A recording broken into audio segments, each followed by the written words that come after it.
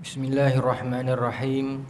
Alhamdulillahilladzi khalaqal mauta wal hayata liyabluwakum ayyukum ahsanu amala wa huwal azizul ghafur. Ashhadu an la ilaha illallah wa ashhadu anna Muhammadan abduhu wa rasuluh. Wa nusalli wa nusallim ala sayyidina Muhammadin wa ala alihi wa sahbihi ajma'in. Radayna billahi rabba wa bil islami dina wa bi Muhammadin nabiyyan wa rasulah. Tuan muslimin muslimat yang dirahmati Allah sekalian, Assalamualaikum warahmatullahi wabarakatuh. InsyaAllah tuan-tuan, malam ni kita menyambung lagi pengajian kitab Qasasul Anbiya karangan Al-Imam Ibn Kathir. Jumlah keseluruhan buku ni dalam lebih kurang 800 muka surat. Malam ni kita masuk kepada muka surat 322. Dah hampir separuh lah, no? Dah hampir separuh dah. Kita masih lagi dalam kisah Nabi Allah Yusuf AS. Kita menyambung plot seterusnya. Setelah mana Nabi Yusuf AS berjaya mentadbir mimpi oleh Raja Mesir tersebut, apa yang berlaku. Baik, kita sambung di situ. Di mana Allah Subhanahu Wa Taala menceritakan, a'udzubillahi minasyaitonirrajim. Wa qala al-maliku utuni bihi astakhlishu li nafsi falamma kallamahu qala innaka al-yawma ladaina makinun amin. Dan raja berkata bahawasanya bawalah Yusuf, ataupun wa qala al-maliku utuni, boleh juga ituni juga boleh juga. Baik. Dan raja berkata, bawalah Yusuf kepadaku agar aku memilih dia sebagai orang yang dekat kepadaku. Maka tatkala raja telah bercakap-cakap dengan dia, dia berkata, sesungguhnya kamu, wahai Yusuf, mulai hari ini menjadi seorang yang berkedudukan yang tinggi, lagi dipercayai di sisi kami. Baik. Qala ja'alni ala khazainil ardi inni hafizun alim. Nabi Yusuf minta kepada raja. Bila raja kata, lepas pada ni wahai Yusuf, hang duduk jadi orang dekat dengan aku lah, jadi setiausaha aku lah. Raja kata kepada Nabi Yusuf. Maka jawab Nabi Yusuf, ij'alni ala khazainil ardi. Nabi Yusuf kata kepada raja bahawasanya, jadikanlah aku sebagai bendaharawan negara Mesir. Khazainil ardi, dia bendaharawan, dia terjemah bendaharawan, tapi dia lebih tepat dia macam dia mengurus hasil-hasil Mesir. Sama lah, lebih kurang lah, no? Saya takut kita faham bendahara tu macam Perdana Menteri zaman sekarang. Perdana Menteri zaman sekarang ni dia lebih kepada pentadbiran eksekutif. Tapi bendaharawan dulu ni dia menguruskan hasil-hasil ternakan, hasil-hasil pertanian, dan hasil mahsul negara lah, begitu. Dan kita pernah cerita zaman dulu, orientasi sesebuah negara itu ialah pertanian. Maka orang yang menjawat jawatan pertanian, maka kedudukannya sama tinggi macam Perdana Menteri. Hari ini orientasi negara-negara moden adalah perindustrian, ekonomi. Jadi orang-orang yang begitu kedudukan dia macam Perdana Menteri. Sebab tu orang nak tengok portfolio siapa menteri ekonomi, siapa menteri perindustrian, siapa menteri keuangan. Menteri pertanian orang tak pandang, kira lekeh. Siapa dapat jadi menteri pertanian ni orang tengok lekeh. Saya dah cerita sebelum ni kan, kita tengok baru ni masa pertukaran kerajaan yang pertama dulu ni. Menteri tu masuk pejabat, menteri ni masuk pejabat, tamprin, smart, steady nampak. Tapi masuk Kementerian Pertanian, dia pakai paskat lagi menteri pun. Saya tengok video tu dekat Awadi, rasa sedih lah. Seolah-olah macam Kementerian Pertanian ni tak ada apa sangat. Sedangkan kita akan cerita malam ni, ini kementerian yang sangat crucial. Bermula saya ingat daripada tahun lepas sampai towards ke depan ni, ini kementerian yang perlu kita pandang sungguh-sungguh selepas pada ni. Kita akan tengok cerita ni sekejap lagi. Baik. Maka Nabi Yusuf kata, jadikan aku bendaharawan negara sebab aku ni orang yang pandai jaga dan berpengetahuan. Wa kadzalika makkanna li Yusufa fil ardi yatabawwa'u biha min haitsu yasha. Nusibu bi rahmatina min nasha. Sampai habislah. Wala nudhi'u ajral muhsinin. Kata Allah, dan demikianlah bagaimana Allah mengangkat kedudukan Nabi Yusuf. Dan selepas daripada itu Nabi Yusuf bebas bergerak ke mana-mana pun within dalam Mesir untuk melakukan tugas dia, dan semua orang hormati dan sayangi dia. Atas jasa dia itu. Baik, tuan-tuan, itulah yang Allah sebut tadi tu. Sebelumnya Nabi Allah Yusuf AS pernah diuji oleh Allah Subhanahu Wa Taala berada pada kedudukan yang terendah, iaitu di dalam penjara, di dalam perigi. Kemudian keluar di atas darat, jatuh lagi terendah balik dalam penjara dalam keadaan terfitnah. Tetapi Allah mengangkat dia keluar daripada fitnah dia, daripada ujian dia, dan dia berada pada kedudukan yang tinggi, yang mana rezeki dan rahmat itu pulang kepada dia dan pulang kepada seluruh rakyat Mesir, bahkan sekitar negara jirannya. Demikianlah bagaimana Allah mencaturkan kehidupan kita. Kadang-kadang kita meminta kepada Allah kebaikan untuk kita, sedangkan Allah menunda kebaikan tersebut kerana Allah nak berikan kebaikan untuk kita dan untuk semua. Kita yang tidak sabar. Manusia itu memang diciptakan dengan dalam keadaan ajal yang terburu-buru. Sedangkan perancangan Allah kepada kita, kita tak tahu. Banyak perancangan Allah kepada kita sebelumnya yang kita tak setuju, tapi kita jalan juga. Dan bila hari ni, bila kita renung balik, ya Allah, rupanya itu sebabnya aku dapat kerja kat situ. Ya Allah, itu sebabnya aku duduk taman kat sini. Yang dulu mula-mula kita tak pernah setuju. Akhirnya bila kita ada duduk setahun dua, baru kita nampak hikmahnya. Banyak tuan-tuan. Cuba kalau kita patah balik hidup kita, kita tengok balik. Betul tak? Banyak benda yang kalau ikut keputusan kita habis ya.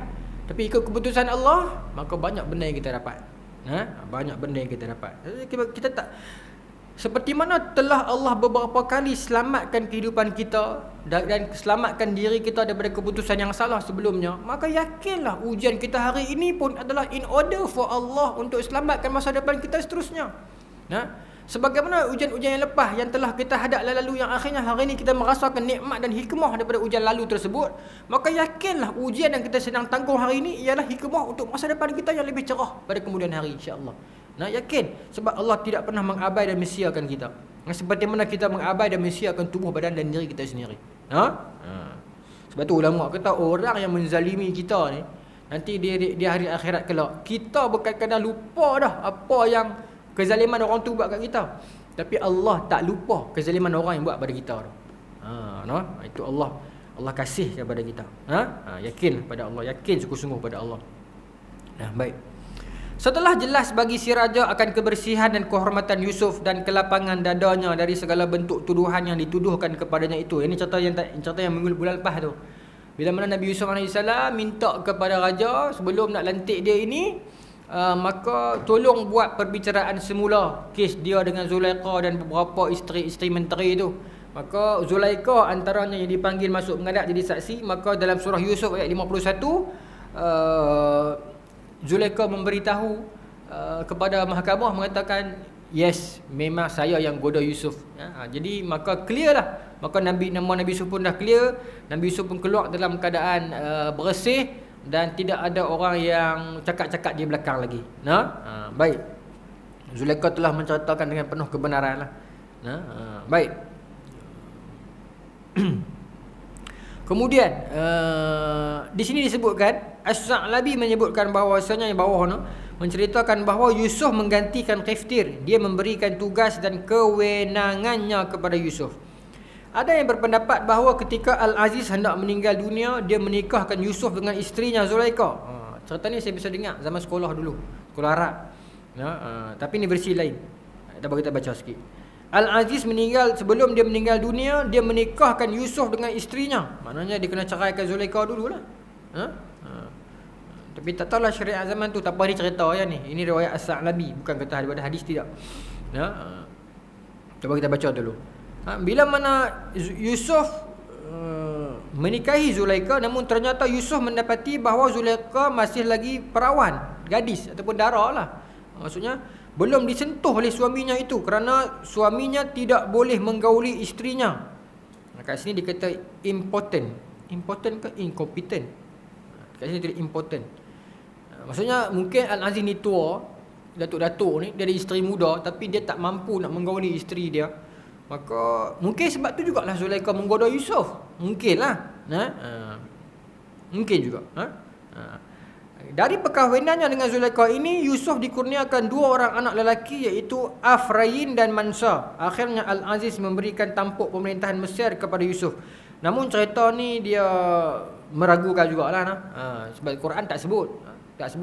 Kemudian yang saya cerita, yang saya dengar zaman kecil-kecil dulu ni, bila mana Yusuf AS, bila mana Al-Aziz tu mati, Zulaikha ni dah tua dah.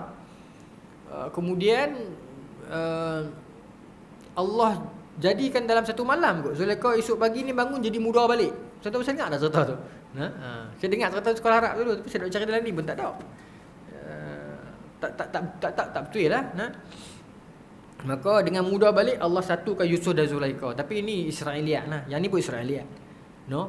Sebab dalam cerita ni mengatakan Zulaikha muda, Al-Aziz tak menggauli dia, jadi dengan jiwa perempuan muda dia tu memberontak, maka sebab tu dia goda Yusuf. Tapi cerita ni dia munkar. Munkar dengan ayat Quran yang sebelumnya. Munkar ni maknanya apa? Dia berselisih dengan riwayat yang lebih sahih. Sebab dalam Quran sebut depa ambil Nabi Yusuf masa tu Nabi Yusuf kecil lagi. Tidak daripada dalam telaga. Umur 5 tahun 6 tahun kita dah baca bulan lepas. Bawa keluar dia, maka pi jual di pasar hamba, Al-Aziz beli, maka Aziz beritahu kat Zulaikha, belah dah lelok sampai dia besar. Kemudian boleh jadi budak ni boleh bagi manfaat kepada kita. Maka dalam Quran sebut Zulaikha kata, pelan lama pelan besar aku duk belah ni, dia makin dewasa makin aku duk kenal tengok dia. Maka mana mungkin Zulaikha dengan Yusuf umur sama? Jadi bermaksud Zulaikha is older than Nabi Yusuf. Jadi dia mungkar kat situlah. Kalau dia datangkan sanad, kita boleh tengok sanad dia macam mana. Tak apalah, kita Quran disebut simple macam tu, kita ikut. Diceritakan bahawa ketika pertama kali memasuki kerajaan, Yusuf berusia 30 tahun. Raja Al-Aziz berbicara dengannya menggunakan 70 bahasa. Cuma Al-Aziz ni saya ingat dia mungkin Al-Aziz yang jaga Yusuf tu mungkin bukan raja. Mungkin gelaran Al-Aziz tu kepada para menteri, para pemimpin di Mesir zaman itu kot. Bukan Al-Aziz tu adalah raja. Mungkin raja juga di-refer sebagai Al-Aziz, tapi dalam Quran raja untuk zaman Nabi Yusuf disebut sebagai Malik, raja. Berbeza dengan zaman Fir'aun disebut sebagai Fir'aun. Nabi Yusuf umur 30 tahun boleh bercakap 70 bahasa. Kita ada seorang yang boleh cakap 7 bahasa. Apa nama ni? Dr. Burhanuddin Al-Hilmi kan. 7 ke 9 saya baca biografi dia. Banyak bahasa. Dr. Burhanuddin Al-Hilmi antara tokoh awal yang mencetuskan semangat kemerdekaan dalam negara. Baik. 7 ke 9 bahasa. Ilmu bahasa ni sangat penting lah, sangat bagus lah. Saya pada dulu saya duk kata kat anak-anak murid saya, daripada duk ambil subjek banyak-banyak, kalau hampa pandai subjek kalau tu tak membantu untuk hampa punya niche area dekat universiti, so better kelebihan hampa tu gunakan untuk belajar bahasa. Ambil lah bahasa Mandarin ke, bahasa Arab ke, bahasa Perancis ke, bahasa Jerman, any bahasa. Sebab dia berguna. Dulu pada satu ketika zaman ingat ada orang dah berebut siapa lagi tinggi banyak A kan. Saya tahu lah saya berbeza, bagi saya dia tak bawa apa-apa sangat, dia cuma nak bawa kemasyhuran saja. Tapi di sudut kepenggunaan itu lebih baik. Spend masa yang lebih itu, spend kelebihan yang Allah berikan itu, kepandaian itu gunakan untuk belajar bahasa. Saya belajar bahasa Mandarin tapi tak terang hati. Habis keluar tak faham-faham. Mungkin Allah bagi kita tak tahu Kadang-kadang Allah lorong kawan saya seorang, saya pergi kelas dengan kawan saya ni technician kilang. Dia kerja dengan Cina lah. Sorry, dia bukan technician, dia manager kilang. Muda umur sama saya, belajar tak tinggi mana. Diploma politeknik lah, tapi rezeki dia Allah campurkan, dia kenal dengan sekian-sekian orang, dia naik sampai manager. Muda lagi manager lah. Saya pakat dengan dia, jom kita pergi belajar kelas Mandarin. Tapi dia cepat tangkap. Saya jadi susah nak faham. Kan dia hayu pinjin tu. Kemudian dia ada kaedah tu, ada nada dia susah kan. Hampir nak putus asa, tapi tak apalah, belajar sambil-sambil je lah kan. Arab Alhamdulillah, Arab saya bukannya daripada kecil. Saya Arab cuma kenal Arab masa di universiti lah. Masuk UAE umur 20 baru kenal Arab. Baru kenal metod pengajian Arab dulu, tahu Arab Hazah Hazhi tu yalah kan. Kursiyun, Bentun itu yalah. Masuk UAE baru kita dipaksa belajar Arab kan. Di sini pun ramai alumni UAE kan. Habis pada tu pun saya sambung buat hadis semua tu, kenal lagi dalam Arab, ilmu alat, nahu, sorah semua tu baru. Tapi Alhamdulillah, bukan kata kita pandai. Mungkin Allah lorongkan kot tu, saya cepat sikit tangkap. Tapi Mandarin saya lambat tangkap. Tak faham. Kadang sampai kawan kata, hang apa mana yang tak fahamnya? Dia gitu. Betul ya kan, kadang-kadang bila kita tak faham ni memang tak bawa ke mana.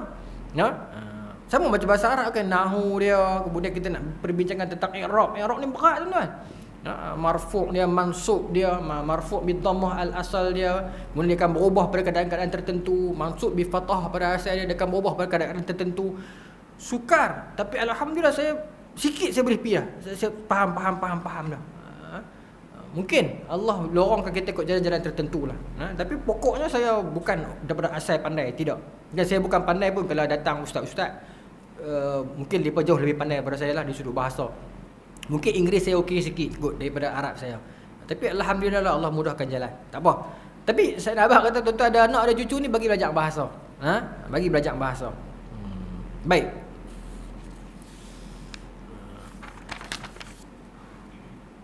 Dalam hikayat Hang Tuah sebut Laksmana Hang Tuah boleh bercakap 9 bahasa, no? Tapi dalam hikayat tu dia ada cerita yang ni lah, orang petikai lah, no. Orang kata dia jumpa dengan Nabi Khidir. Ni cerita dalam hikayat Hang Tuah. Nabi Khidir ludah dalam mulut dia, lepas tu dia boleh cakap. Sorry. Nabi Khidir bagi dia satu kendi. Kendi ni tekor lah kot. Setiap kali kalau dia jumpa dengan orang asing nak bercakap, dia kena minum air dalam kendi tu, dia akan bercakap dalam bahasa orang tu. Cerita-cerita macam ni memang popular dululah. Kita anggap cerita ni cerita hikayat sudahlah. Mungkin cerita Hang Tuah itu ada, tetapi cerita-cerita begitu mungkin tokoh tambah. Dalam hadis kita kata dia macam mudraj, dan sebagainya. Setengah orang dia tolak sungguh-sungguh. Betul lah tolak tu, tapi dia janganlah kita mengabaikan aspek sastra dan hikayat. Kita anggap dia sastra sejarah sudah. Setengah orang dia terima macam beriman sungguh. Macam cerita merapu pun terima. Tak boleh juga. Kita duduk di lorong tengah. Baru ni viral istighfar yang tu, saya tak apa seronok nak cerita pun dengan kawan-kawan. Saya minta maaf, saya tak apa setuju lah. Kalau kita boleh elok lah majlis-majlis yang boleh mengundang fitnah. Tak mahu nak komen lebih pun, tapi hati saya tak tahu. Kalau boleh kita elok lah benda-benda yang boleh membuka fitnah kepada orang ramai. Sebab istighfar ni kan kita minta ampun pada Allah dengan adabnya, dengan nadanya, dengan penuh pengharapan, bukan dengan rasa macam tu. Kegembiraan ni ada masa ada ruang dia. Nak bergendang ada masa ada tempat dia. Tukar lirik lain tak apa kot. Tak tahulah kot saya salah, tapi tok guru lain sebelum ni tak pernah jumpa lagi buat begitu. Sambunglah. Kalau lebih-lebih temuan abang tu saya tak setuju. Kalau kata betul tak apalah, tapi saya dak. Baik. Bukan apa, saya minta maaf lah. Habis tu kalau tak mau setuju kenapa cakap juga. Sebab minta maaf lah, saya takut kita lah ni asatizah kita ni, bukan saya pandai dak lah, tapi rasa macam kita tak apa kena lah, kita defensif sangat. Mai lah macam mana pun tak apa. Minta maaf. Tak apa boleh. Ni tak apa, ini boleh. Semua kita tak apa belaka. Akhirnya semua orang akan menumpang kita. Pasal dia tahu pok ustaz ni semua tak apa. Kita mengaku geng depa akan kita tak apa. Mainlah cerita merapu pun, mainlah cerita muhung pun, mainlah cerita tak logik akal pun, mainlah perbuatan-perbuatan yang memang bersanggah dengan ulama Asy'ariyah sekalipun, asalkan kita mengaku kita geng depa akan kita tak apa. Saya tak mau kita bermudah-mudahan begitu, akhirnya semua akan menempel kat kita. Maka akan busuk nama Al-Asy'ariyah tu sendiri. Sedangkan Asy'ariyah tidak begitu. Asy'ariyah mementingkan disiplin, mementingkan nas. Berapa ramai ulama Asy'ariyah dalam bidang hadis yang memang pakar, yang memang menekuni bahasa dan keilmuan yang kuat. Baca Ibn Furaq macam mana dia gariskan beberapa ilmu takwil dalam mazhab Asy'ariyah kan takwil. Kemah disiplin, takwil yang bernas. Gharibul hadis, mushkilul hadis wa bayanuhu, kitab dia tu. Bila mana dia nak menakwil kan, sebab Asy'ariyah dia takwil dengan nas. Ada hadis yang kata Allah ketawa, dia nak takwilkan ketawa tu dengan perkataan redha, tapi dia datangkan nas Quran dan hadis yang menyebutkan perkataan dhahika tu juga bermaksud redha, juga bermaksud redha lah maksudnya, Allah redha. Jadi kemas, dia bukan sekadar satu kumpulan yang defensif, bukan defensif, kelompok yang berlapang dada ke sebenarnya semua benda. Akhirnya pukal orang akan mai tumpang nama kita, yang akhirnya orang akan lihat lekehnya pokok ni. Sedangkan kita bukan begitu. Orang datanglah dengan teori-teori merepek, datanglah dengan fakta-fakta merapu, oh kita Asy'ariyah. Siapa tak setuju dengan kita, semua Wahabi. Maka tak selesai. Sebut malam ni, sebut geram. Akhirnya orang kenapa, oh pandainya Wahabi ni, bagusnya, oh teruknya Asy'ariyah ni. Sedangkan tidak begitu pun. Wahabi bukan mazhab, Wahabi adalah pergerakan. Dan dia ada kesesatan dia, dan dia ada juga bidang-bidang yang orang setuju dengan dia. Itu saja. Tapi sekarang ni orang dia tak ukur dengan neraca ilmu, menyebabkan rosak tuan-tuan. Rosak. Maaf sebut, keilmuan sekarang ni saya susah hati Ni kita kena bercakap juga. Saya pilih untuk tak mau bercakap pada satu ketika, tapi bila saya fikir kalau diam sangat tak boleh biar macam ni, teruk sangat. Dan kita kena pukul teruk sangat ni. Orang yang memikul nama-nama itu akan jawab nanti. Akan perlu jawab daripada Allah Subhanahu Wa Taala nanti akan dengan apa yang kita buat. Jangan sewenang-wenangnya menghalalkan kebatilan. Jangan sewenang-wenangnya kita mengatakan tak apa asalkan dia ni mengaku geng kita, dia apa geng. Kita bukan politik. Salah adalah salah, betul adalah betul. Kalau dia betul, dia bukan geng kita pun dia betul. Kalau salah dia geng kita pun dia salah. Kebenaran lebih besar daripada geng dan sebagainya. Agama bukan ditentukan oleh geng dan kelompok, oleh kebenaran dan hujah. Minta maaf. Tuan-tuan tak apa, saya tahu tu okey. Ni adalah video nanti ni. Susah orang mana kat komen nanti bukanlah kita hidup nak mengharapkan redha penonton, tapi bila penonton tak faham tu jadi masalah. Baik, sambung lagi Nana. Maka cerita begitu, sambunglah. Okey, sikit lagi. Bukan sikit lagi, banyak lagi. Dikatakan bahawa Iftir ataupun Qiftir suami Zulaikha telah meninggal dunia, lalu kerajaan diserahkan kepada Yusuf. Yusuf menggantikan kedudukannya lalu menikahi Zulaikha dan jadilah dia seorang wazir yang dipercayai. Muhammad bin Ishaq menyebutkan sebab yang berselisih yang saya kata munkar tu sebab apa? Sebab raja memang tak kenal Nabi Yusuf. Al-Aziz yang kata bapa angkat Nabi Yusuf ni dia kenal Nabi Yusuf daripada kecil. Raja tak kenal. Sebab tu bila raja panggil nak kenal kan, sembang dengan dia tu, Al-Quran sebut apa? Lepas panggil, raja ni kata apa? Falamma kallamahu qala innakal yawma ladaina makinun amin. Lepas dah sembang dengan dia, maksudnya dah get to know each other, baru raja kata lepas ni handuk dekat dengan aku lah. Kalau Al-Aziz itu Al-Aziz yang sama, bapa angkat Yusuf, dia takkan jadi begitu. Kemudian bila mana kan, sebab tu kita bila datang kepada kita ilmu apa pun, kita kena guna otak sikit. Baik untuk kita ni berinteraksi dengan nas-nas begini. Baik. Okey.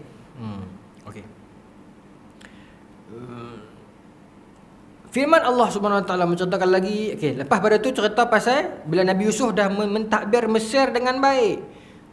Menjalankan ekonomi Mesir dengan baik. Iaitu 7 tahun pertama yang akan berlaku musim yang sangat cantik, kemudian 7 tahun kedua berlaku kemarau. So bila dah the first 7 years itu kemarau, Nabi Yusuf pun dah buat seperti mana yang disebut dalam mimpi itu, iaitu nak makan ketam gunting apakah nak makan saja, selebihnya tinggal dekat tangkai. Saya tak tahulah makna tinggal kat tangkai ni macam mana, sebab kalau tinggal kat tangkai mungkin dia akan mati. Mungkin ada kaedah zaman dulu, mungkin buah peti air saya tak tahu, tapi maksudnya yang tak pakai, letak, jangan pakai. Jangan guna, taruh untuk hari kemudian. Itu konsep apa? Konsep jimat cermat dan konsep menabung. Okey, baik. Tuan-tuan pun tahu, di surau ni ramai orang cerdik pandai. Dalam dunia ni ada satu istilah disebut sebagai EOD, tuan-tuan tahu kan? EOD ni apa? Earth Overshoot Day. Hari yang di mana dunia akan dah overshoot dah kepenggunaan makanan dia. Saya bercakap tentang EOD ni tahun 2021 dulu, yang mana EOD dunia habis pada bulan 7, 22 bulan 7. Apa makna EOD? EOD maksudnya kita 1 Januari sampai 31 Disember kita akan makan. Okey, kuota untuk kita makan itu, untuk tahun itu kita dah spend habis bulan 7 dah. Maksudnya macam tu. Maksudnya bulan 8, 9, 10, 11 kan ada makanan lagi. Betul tapi di sudut penisbahan dan pengiraannya kita dah makan anak cucu kita punya. Itu makna EOD. Dan EOD setiap negara tak sama. Tak silap saya Qatar yang paling cepat kot. Bulan 2 kau. Cepat. Jadi yang kita duk jumpa makanan lagi lah ni memang jumpa, tapi portion pokok-pokok yang kita kerat, bukan kata makanan saja nah. Pokok, udara, getah, anything yang bahan dunia ni punya, petroleum, kita dah ambil kuota yang anak cucu depan punya. Anything, everything, semua. Jadi sepatutnya kita dah makan, kita perlu makan sampai bulan 12, kita dah tarah sampai bulan 7 dah habis dah. Sepatutnya 23 bulan 7 tu kita tak boleh makan apa dah. Tapi kita still jumpa sebab kita dah korek hak kuota depan-depan punya.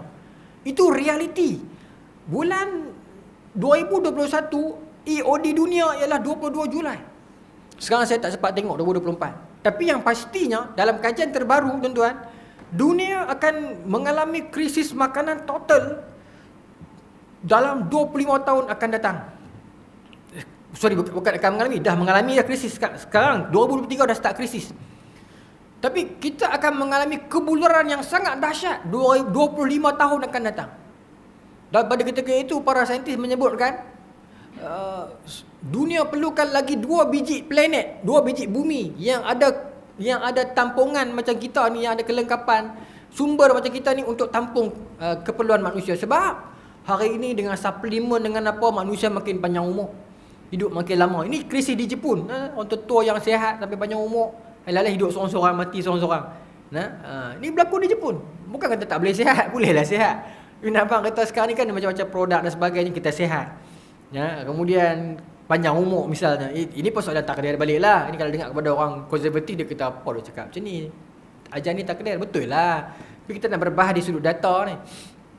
Orang banyak umur, makan macam-macam, makin sihat, kadar dia panggil apa, kadar kelahiran pun tinggi. Dulu betul tak tuan-tuan? Dulu beranak-beranak dengar mati ni biasalah. Beranak mati masa beranak ni biasa dulu ni, kata Allah nak mati ketika beranak. Saya ingat di Malaysia ni 2 dalam 100, kan 2 dalam 1000, kan 2 dalam 10,000 saya baca. Tapi sikit sangat, sini ada doktor kan, sikit sangatlah, 2 dalam berapa tak tahu di Malaysia ni. Kerana dia pun jaga sungguh, buku merah, buku pink, buku biru, buku macam-macam biru, macam-macam buku duk dah. Buku tu pula nurse dia tak boleh putus state. Buku tu ada 2, satu simpanan dia, satu simpanan kita. Dua-dua dia kena tulis. Kesian tengok nurse kadang-kadang. Teruk aja dia apa. Dia pun duk galah di tengkok tu, saya kan vape. Apa ni sesat vape? Rupanya pakai vape, stapler. Tak stapler, pump stapler. Teruk. Satu anak pun punya lama dia tulis tu. Saya kata kak memang kena tulis dua-dua benda yang sama. Tak boleh ke buah kertas kabel dengan putus state? Tak boleh, dia kata tak bagi. Dia pasal tulis dua-dua juga. Dahsyat. Kementerian Kesihatan pun kesian tuan-tuan. Sekarang ni pertumbuhan tempat-tempat perumahan baru ni, yang dia kena ada satu kena ada satu dawabit, bahasa Arab kita dawabit, bahasa kita kena apa dia, kena ada benda juga. Tidak, saya bagi contoh terdekat yang dengan kampung saya lah, Kedai Kesihatan Tasik Kelugok kan. Taman baru naik keliling, klinik satu tu juga. Teruk aja dia pun. Dia pun nak kena cover sampai Tok Bedu, sampai Kubang Menorong, sampai Kampung Selamat, Matambangan kampung saya. Sampai ke Lahad Yue ada klinik desa, tapi area tu lagi kena pergi klinik desa. Lepas tu naik Saintek, naik taman-taman baru ni, klinik kesihatan tak dibina. Sekolah dah melimpah dah lah ni. Dah jadi macam Kuala Lumpur, dah jadi macam Lembah Keramat. Saya dulu sekolah Lembah Keramat, mengajar SMK Lembah Keramat. Sebelah kami SMK Seri Keramat, kongsi pagar, dua-dua melimpah. Pasal kepadatan. Tengok nurse kesian lah buat kerja. Tu tak kira sekarang dengan influenza lah, dengan RSV, macam-macam penyakit. Sian. Ni kita berada dalam dunia yang macam tu sekarang. Baik. Dia jadi macam ni, hak muda, tak maksud sebut hak muda banyak mati awal. Hak tua panjang umur lagi gitu. Tengok mati muda 35, mati 40. Tapi umur panjang 75, 76, 77 panjang umur. Tak apalah, tak apa. Dan kita Malaysia mengalami krisis rentan. Itu faktornya, rentan, tak tumbuh saran, terganggu. Malaysia mengalami masalah itu sebenarnya. Sebab kita tak jaga makanan dari sudut awal, betul suplemen, tapi main muda tak apa jaga sarapan dan sebagainya. Isu makanan Malaysia ni jangan cakap lah. Makanan viral ni sekali keluar, beratok orang. Makanan gula steambar makan, tak peduli. Jangan, gula bahaya. Gula bahaya. Tinggalkanlah gula. Cik cakap kat orang, saya pun tak tinggal. Tapi saya tinggal juga. Rumah saya tak ada gula, cuma adalah stevia. Cuma gula yang dalam nasi, yang dalam makanan pergi kedai tu tak apa payah lah kan. Tapi sendiri punya rumah saya tak ada gula. Saya cubalah. Baik. Sambung lah. Maka EOD sikit lagi pasal makanan ni sama lah. Maka tuan-tuan, isu beras saya bagi contoh lah. Isu beras. Sekarang ni negara pengeksport beras dunia tinggal 8 ya. 8 negara ya. India dah warning, dah tarik diri dah tu Ustaz. Betul dia pergi pujuk atas dasar setiap kawan buka sikit. Tapi dia pun dah bagi gambaran yang dia akan tutup tu. Thailand cuma ekspor 25% saja daripada beras dia keluar. Walaupun dia ada lebihan yang banyak, dia tak mau ekspor. Pasal dia tahu sebab tiap-tiap tahun unjuran kepada keberhasilan tuaian dia. Ni saya baca ni. Tiap-tiap tu menurun.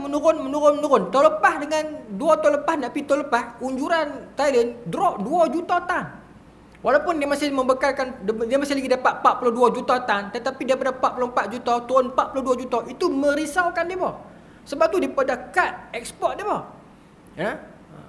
Malaysia, seluruh beras negara kita tak cukup nak tampung rakyat kita sendiri. Bekalan domestik tak cukup. Kita tak boleh supply.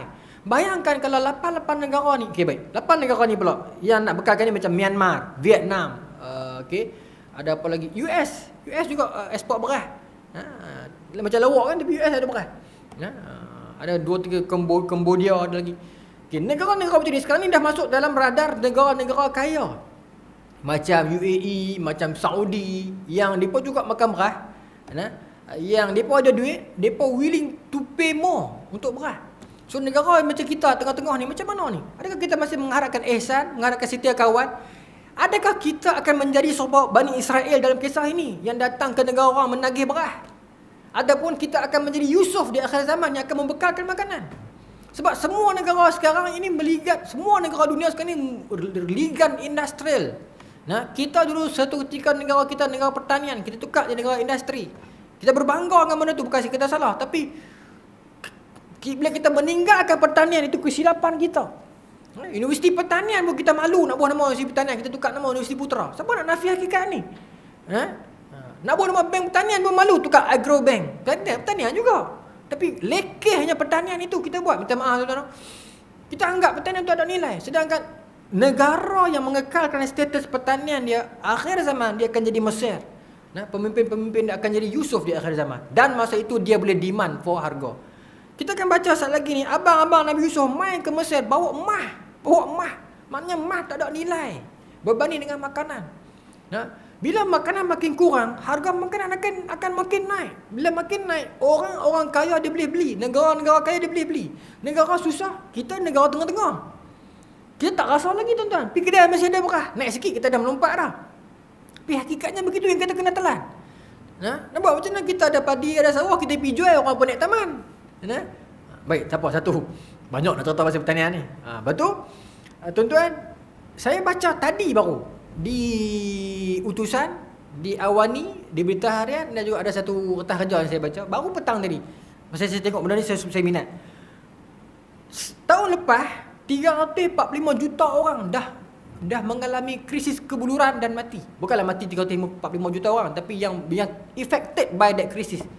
Macam di Sudan, macam di negara-negara yang nama-nama Afrika. Yes, mereka mengalami dululah. Kita tak apa kot. Kita minta maaf, bukan nak doa. Takut kalau kita tak buat sesuatu, kita akan jadi next. Sebab negara-negara termiskin dah kena dah. Kalau 345 juta tuan-tuan, bukannya jumlah yang sikit. Kebuluran. Kita bukan kaya dah tuan-tuan. Minta maaf sebut dah. Kita bukanlah kita negara yang Asian Tiger macam dulu dah. Lepas kita ke arah tu balik, kita tahulah, nampaklah. Tapi tidaklah kita ni kaya mana. Kita pernah satu ketika kita ni hebat, tinggi. Orang Indonesia mai pun kita jadi macam mengambos. Indonesia jadi kuli kita lah, Bangladesh jadi kuli kita lah. Lebih kurang yang kita dengan mereka pun. Yang kita dah rasa kita tuan ni tuan-tuan. Tak maaf lah, kita pun tak tinggi mana dah lah ni, tapi kita masih merasa tuan. Indonesia duduk naik. Tapi kita dah rasa kita bos. Jangan terkejut nanti anak-anak kita pergi kerja di sana pula. Minta maaf lah, perangai berasa tuan ni masih lagi tak boleh buang dengan orang Melayu kita ni. Dia berasa dia superior. Bila duduk dengan orang Bangladesh, duduk dengan orang Pakistan, duduk dengan orang Indonesia, kita rasa kita superior. Tapi duduk dengan orang putih, kita hormat dia lebih. Kenapa jadi macam tu? Minta maaf, kita jadi macam tu. Baik. Maka tuan-tuan, bila berlaku krisis macam ni, orang kata tak apa Ustaz, bukan semua orang makan beras. Gandum juga krisis lagi besar. Termasuk tuan-tuan dengan fenomena sekarang cuaca dunia yang tak menentu. Padi angin tahun ni berapa banyak, padi rebah berapa banyak. Ni musim ribut tak tentu ni. Saya tengok ZRA Stream, saya kena bagi kredit Haji Zainal. Dia sebut betul, dia kata kena ada satu koordinasi antara Jabatan Meteorologi dengan Kementerian Pertanian. Meteorologi dah tengok awal akan berlaku ribut, kena buat precaution awal. Okey, di sudut pertanian saliran hampa nak buat apa? Nak elak ayam boh dalam padi, menyebabkan padi rebah dan sebagainya. Betul kan? Dalam keadaan dunia sekarang ni makanan yang susah, kita masih lagi menjalankan kerja tanpa koordinasi yang betul. Saluran tersekat menyebabkan benda kita boleh elak pun benda tu, tapi kita tak jaga elok, maka menyebabkan berlaku kebanjiran dan sebagainya. Padi jadi rebah, rosak, habis padi rosak lagi. Tu tak kira yang semua mata kita pernah tengok setiap padi yang dikorbankan dinaikkan tanah lot dan taman perumahan. Bukan kata salah taman tu, tidak. Tapi nak abang kata kita semua pernah menyaksikan kesusutan sumber aset pertanian kita. Semua kita pernah tengok hakikat tu. Dia dah tuan-tuan. Semua orang pernah tengok hakikat tu depan mata kita. Isyak dah masuk.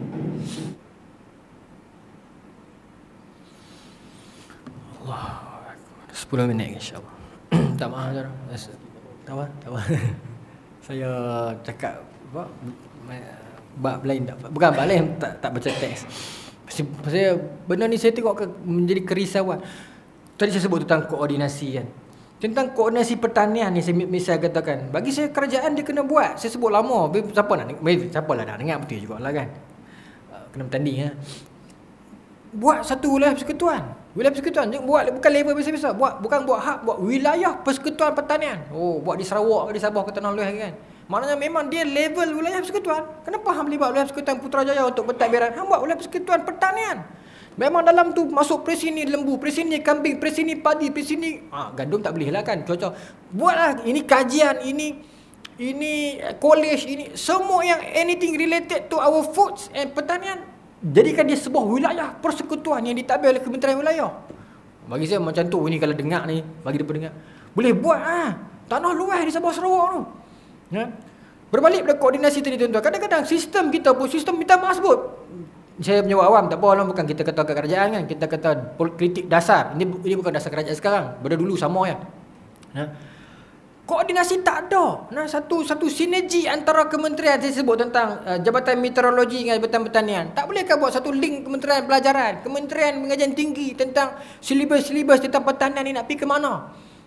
Subjek-subjek tentang kajian bakar-bakar lembu ke untuk menghasil. Adalah satu dua cerita tapi tak apa kemas. Di peringkat sekolah TVET bagus tapi kalau TVET hang buat dekat sekolah-sekolah di hulu-hulu nak buat apa TVET? Mungkin TVET hang buat dekat sekolah-sekolah pekan, kawasan industri, sekolah-sekolah dalam zon kilang buat TVET. Dan dia boleh buat kat situ. Dia realiti depan mata dia. Tapi untuk sekolah-sekolah di minta maaf sebut nama tempat macam di Baling, di Kok Diang, di Perlis, di Sabah Sarawak, buat sains pertanian. Dulu duduk dengar sains pertanian, dah tak dengar sains pertanian. Tak dengar dia minta maaf sebut. Tak dengar sains pertanian. Buat sains pertanian di Lembah Keramat nak buat apa? Buat di Damansara nak buat apa? Buat di lokasi begitu. Kemudian sekolah-sekolah tahfiz, sekolah-sekolah pondok, bukan pondok tahfiz lah, pondok tak apa. Sekolah madrasah baru-baru buka ni kena buat satu. Kena buat satu syarat apa nak buka juga. Tanah yang lebih-lebih ni tak usah dipitah bangunan baru dah. Kena ada satu benda kena buat juga kurikulum dia.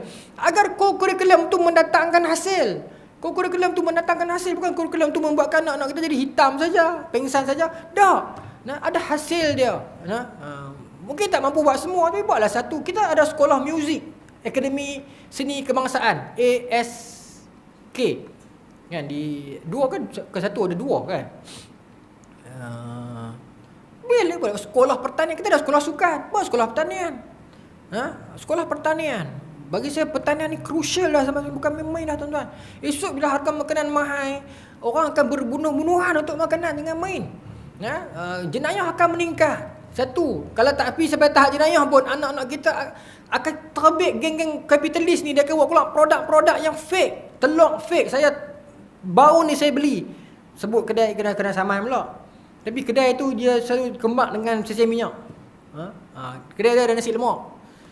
Saya singgah, saya beli ayam mineral. Anak saya nak nasi lemak tu, dia kata telur tu buat cantik.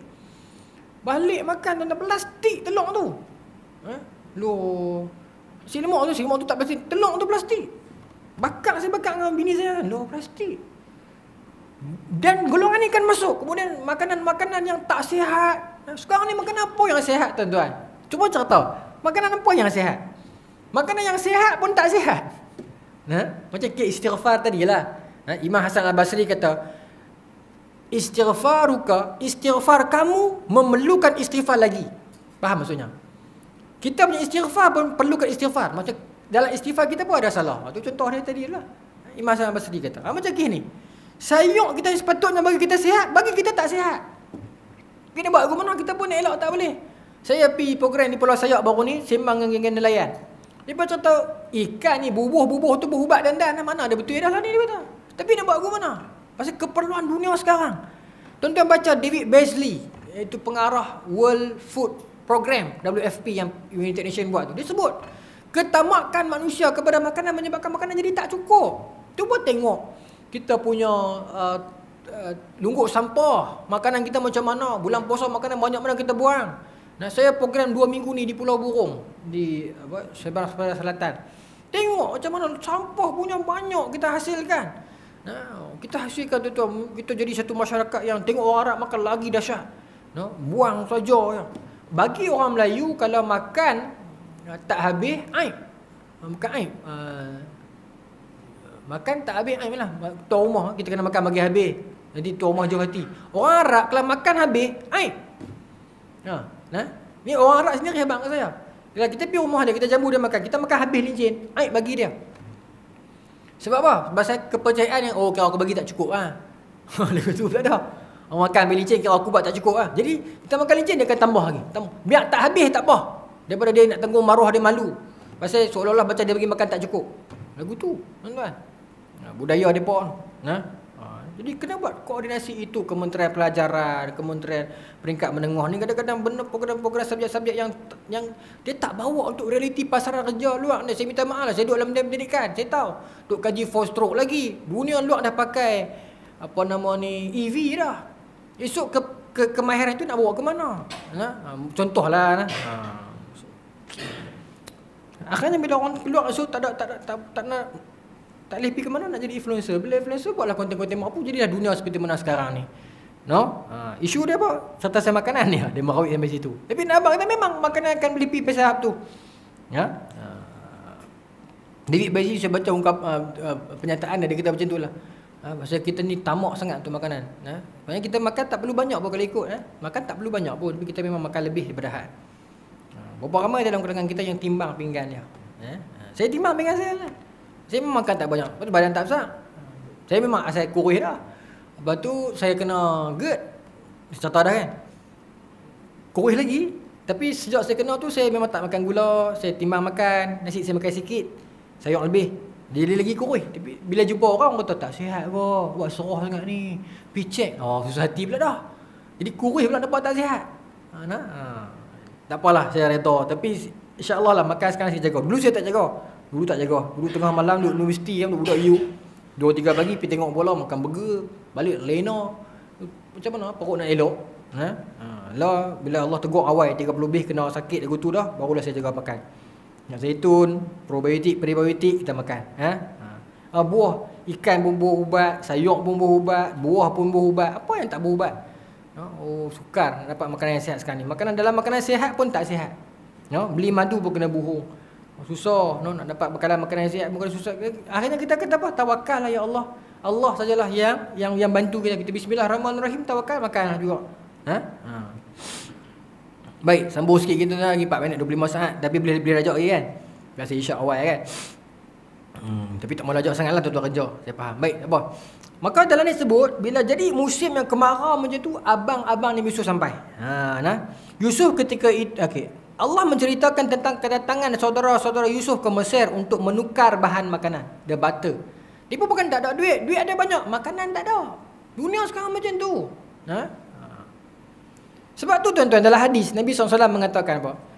Akhir zaman nanti, di Sahih Muslim, Imam Ibn Katsir juga nukilkan hadis ni dalam kitab Fitan wal Malahim. Akhir zaman nanti, sekarang pun dah akhir zaman dah. Cuma saya ingat sekarang ni akhir zaman fasa pertengahan mungkin. Atau fasa awal fasa pertengahan akhir zaman. Sebab fasa awal akhir zaman ialah fasa Rasulullah SAW jadi Rasul. Itu fasa awal akhir zaman. First moment akhir zaman ialah Nabi diutuskan jadi Nabi. Itu first moment. Sekarang mungkin middle lah. Ataupun mungkin first half untuk middle. Macam tu. Tak apalah. Sebab Nabi kata fasa akhir zaman nanti kelak ni, orang yang hidup al-hayyu, bila mana dia melintasi ala qabri akhihi, bila dia lintah orang hidup bila mana dia lintah kubur orang mati, ataupun orang hidup yang dia menziarahi orang mati, dia akan kata I wish I am in your place. Nabi kata sampai tahap tu akhir zaman nanti. Orang hidup bila dia tengok orang mati, dia kata kalau lah aku duduk tempat Maknanya apa? Mati lagi senang daripada hidup. Zaman tu kita akan sampai.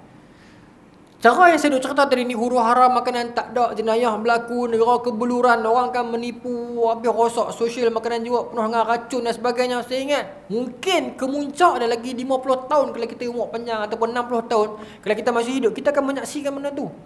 Siapa pernah sangka kita akan lihat hospital huru hara masa ingat ada Covid?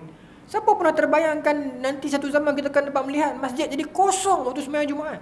Kita dah lalu lah zaman tu tuan-tuan. Dan wallahi percayalah kita akan lalu lebih teruk daripada ni lepas ni.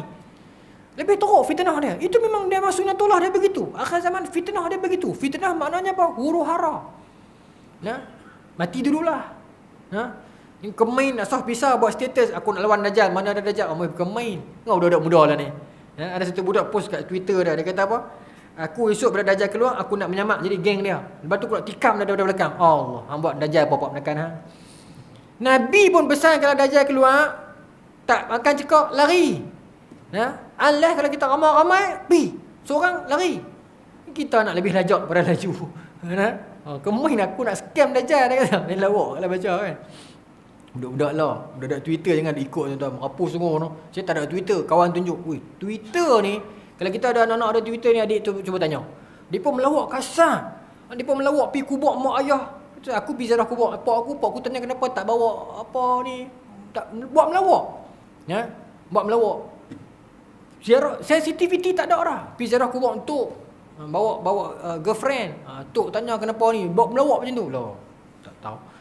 Dahsyat ah. Itu semua termasuk fitnah ni, fitnah. Sebab tu Nabi kita orang tu akan mengatakan aku harap aku duduk tempat hang.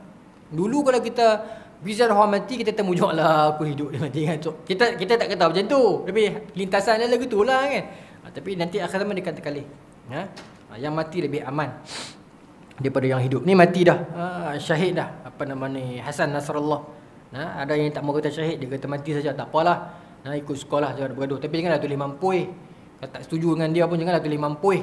Yang tulis tu ustaz pula tak kena. Tak beradab. Tak beradab. Sekurang-kurangnya dia mati di tengah musuh. Kalau hang tak mau kata dia syahid pun hang jangan tulis mampui. Saya tengok sendiri status tu. Tapi tuan-tuan tak kenal kot ustaz tu. Tapi terkenal dia. Dia tak setuju. Dia tak setuju dengan Hizbullah. Tak apalah, tak apa. Kita faham. Ada ruang untuk berbeza. Tapi jangan tulis mampui lah. Dalam keadaan begini tak payah kot. Sekurang-kurangnya dia mati di tangan musuh. Kita nak jawab apa depan Allah dalam ungkapan kita tu. Setiap butiran kata-kata kita dan tulisan kita akan jawab depan Allah. Itu ya. Itu cukup untuk kita ambil ibrah dan pengajaran. Jangan samsing sangat dalam penulisan kita. Jangan kita rasa macam kita di menongkat langit. Akan sampai masanya kita akan disoalkan di depan Allah. Kita bukan baik terang mana, saya tak baik terang mana, tapi saya takut. Kalau melawak within kawan-kawan tak apa, lebih daripada tu saya tak berani. Kalau kita tahu kita tak baik, kalau kita melawak kasar lebih daripada tu kita lebat. Kita tahu, kita tutup ruang tu. Sambung. Maka tuan-tuan dia pergi jumpa Nabi Yusuf. Yusuf ketika itu berkedudukan sebagai sikit kan, saya pinjam lagi 2-3 minit Yusuf ketika itu berkedudukan sebagai penguasa yang mengurus dan menangani segala persoalan yang terjadi di negara Mesir. Seringkas cerita, Nabi Yusuf lah yang mengendalikan urusan itu. Sebab bukan kata negara Palestin ni semua keliling ni saja yang main, keliling duk main. Pasal Mesir is the only country yang masa tu yang dia ada food bank yang cukup. Jadi dia duk main bawa emas, minta tukar dengan makanan. Punya tak ada nilai emas ketika itu. Bila Nabi Yusuf tengok abang-abang dia ni, Nabi Yusuf kenal. Tuan-tuan, sifat manusia, orang yang buat naya kat kita kenal. Tapi bila kita buat naya kat orang, kita akan lupa. Jadi Nabi Yusuf tengok abang-abang dia kenal seorang-seorang. Abang-abang dia tak kenal dia. Tadi sebut abang-abang dia tak kenal. Saudara-saudaranya datang masuk ke istana terus sujud kepada Yusuf. Itu sujud hormat lah. Yusuf mengenali mereka sementara mereka mengkehendaki agar dia tidak mengenalinya. Dalam kalau tuan buka dalam tafsir dia kata satu sebab masa dia tinggalkan Nabi Yusuf kecil lagi. Yang kedua, Nabi Yusuf ni satu bila dia berjumpa balik Nabi Yusuf dah jadi Perdana Menteri. Perdana Menteri pula dalam Quran sebut dia memiliki segala-galanya kecuali tahta.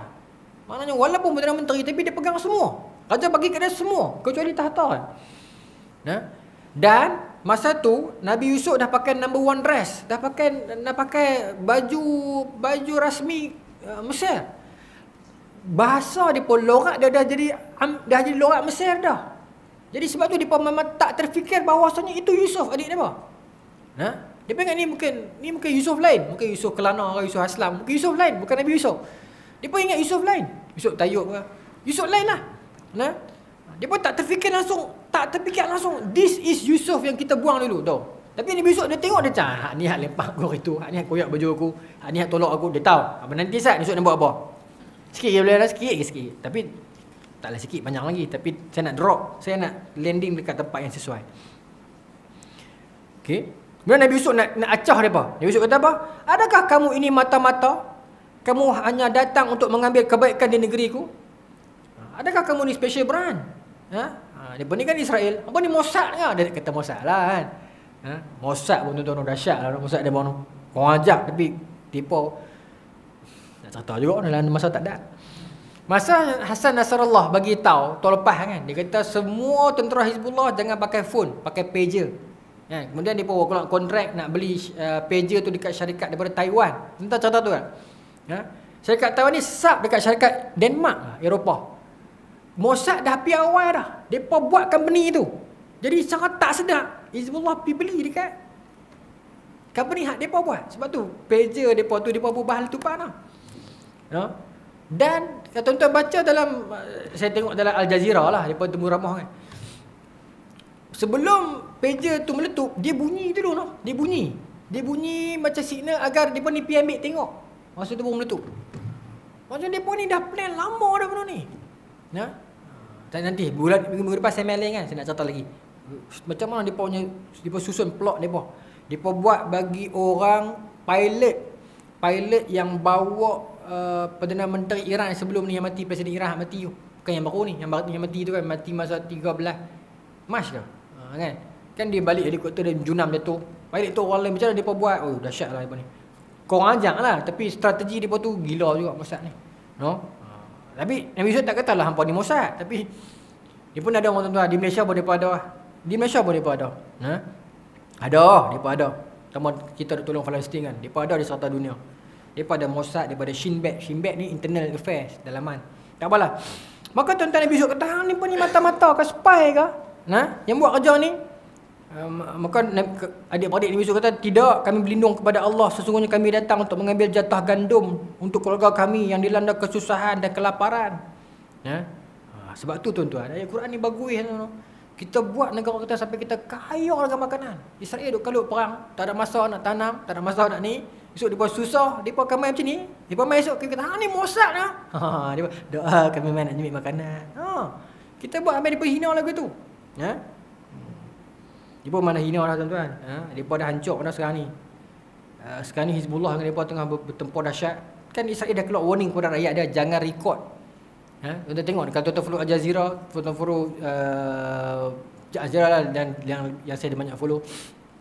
Dia keluar arahan kepada rakyat dia, jangan record kesan-kesan kemusnahan. Dia nak tutup. Hizbullah sendiri keluar statement, dia kata Israel tipu di sudut angka kematian tentera dia. Dan itu menyebabkan kemarahan rakyat dia. Seolah-olah macam adik-adik lipat mati ni macam tidak dihargai oleh kerajaan. Jadi rakyat dah makin marah ni. Kemudian bila mana Israel saya cerita sikit, saya nak tutup dengan tuan-tuan. Sekular Israel ni depa marah kat geng agama. Geng agama ni disebut sebagai golongan Haredi. Depa ni ditugaskan dapat duit tuan-tuan, dapat duit harga hang duduk di pondok depa lah, pondok Taurat depa ni, Talmud ni. Ngaji kitab kan. Kerajaan bagi duit dan depa ni only golongan yang ada pengecualian. Depa tak payah masuk perang. Yang lain semua wajib. Habis umur 18 masuk PLKN, dia dilatu untuk jadi tentera. Macam Singapura saya tak pasti macam tu kan. Maksudnya habis umur 17, pergi sekolah wajib masuk 3 bulan training, kemudian memang tentera simpanan. Kecuali pok-pok anak cucu ustaz-ustaz depa ni. Depa ni tak payah pi. Baik. Kemudian apa jadi tuan-tuan? Geng-geng bila berlaku perang, yang tentera betul tak pi lagi. Depa hantar hak pok-pok ni dulu ni, hak simpanan ni. Hak duk mati ramai. Yang tuan-tuan tengok video hak merapu, hak lawak, askar lari ke ligang dengan tayar, hak pok-pok ni lah, pok-pok baru habis sekolah ni. Jadi geng-geng mak pok dia duk marah ni. Yang pok-pok agama dah suruh kami berjihad, kononnya hampa tak pi. Depa desak agar golongan Haredi ni akta ni ditukar, agar Haredi ni juga dimasukkan ke dalam kelompok yang wajib berkhidmat untuk negara.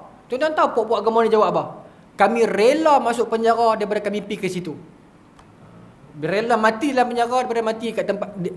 Istilah apa yang terkenal? Rela mati di penjara daripada mati di Gaza. Oh, yang hang suruh kami pi, kami tak peduli, kami mati. Jadi lalu ni jadi krisis pertemuan golongan sekular dengan golongan agama di Israel. Tak kira golongan rakyat dan golongan pemimpin politik. Oh tuan-tuan, mudah-mudahan Allah panjangkan umur kita untuk kita dapat melihat kehancuran Israel depan mata kita. InsyaAllah. Tuan-tuan, tak ada lama sangat. Saya nak berhenti kat sini. Nabi Yusuf bagi, maka bila dia ni main beratok, Nabi Yusuf bagi gandum seorang satu jatah. Saya jawab tuan, saya tak tahu macam mana. Dalam ramai-ramai adik-beradik dia ni, seorang tak bawa, iaitu Bunyamin. Kenapa Bunyamin tak bawa? Sebab dalam tafsir sebut, dalam ni juga ada, Bunyamin ni dia adik-beradik dengan Nabi Yusuf. Satu mak, satu pak kan. Dan bau badan dia macam bau badan Nabi Yusuf. Jadi Nabi Yaakob sayang kat dia masa tu. Dia tak mau bagi Nabi Yusuf Bunyamin tinggal. Okay, baik. Kita akan sampai tu bulan depan. Jadi dia rindu kat Bunyamin. Dia tahu Bunyamin tak ada. Maka Nabi Yusuf buat tanya. Saya tutup buat tanya, hampa semua ni adik-beradik ke? Kami memang adik-beradik. Semua mai ke? Maka dia berjawab, dah ada seorang duduk dengan ayah. Maka Nabi Yusuf kata, kalau hang buat mai semua, kali lagi kalau hampa balik, hampa buat mai semua, aku akan bagi lebih. Masa kami adalah kempen, adalah dalam ni tak cerita lah sebenarnya kita tak faham mudah. Nabi Yusuf kata, kalau bulan depan mai sekali lagi, buat mai semua, termasuk dengan yang kata seorang lagi tu, aku nak tengok, maka aku akan bagi lebih.